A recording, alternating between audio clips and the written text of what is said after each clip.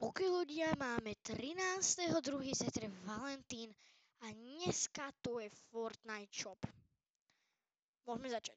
Ako prvé je tu Batman Zero Bundle 2100. Skin, neviem, mne sa moc nepáči, ale ako... Lego verzia je v pohode. Pre mňa Backblink. Čo ja viem. A Pickaxe. To není nič moc podľa mňa a glider v pohode a loading screenom asi netreba ani komentovať nejak. Poďme tu Catwoman Zero Bundle. Skin je v pohode. Lego varianta tiež a Pickaxe tiež good. A videl som už aj lepšie. To je tu emote.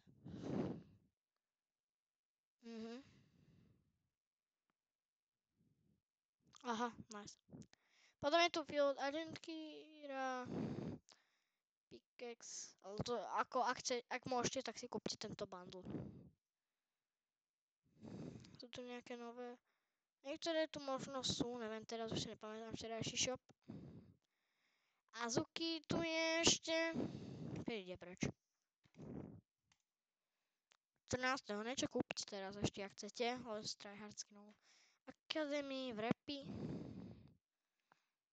Čo ja viem, wrapy. Akari, ak môžete zase kúpte skôr asi skin než bundle, ale to je na každom. Podľa mňa môj názor. Sú valentínske skiny. Kto dobre je tu X, tuším. To som si chcel kúpiť.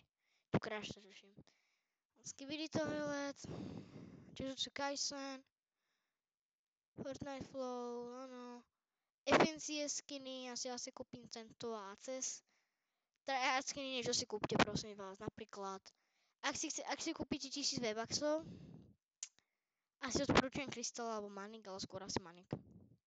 Hej, alebo 2800 a 2, alebo tento, alebo jak chcete.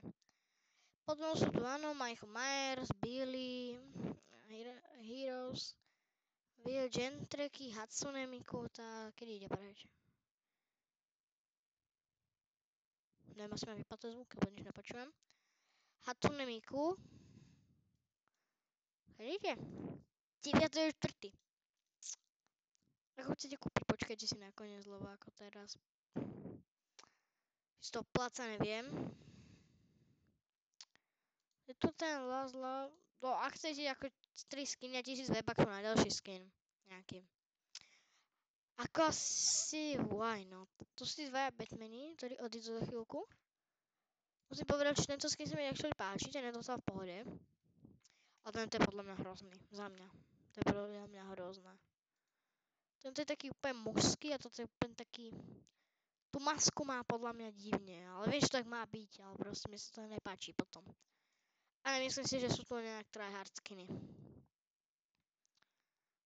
Čo sa nedá povedať o žiadnom peku, až sa mi zdá.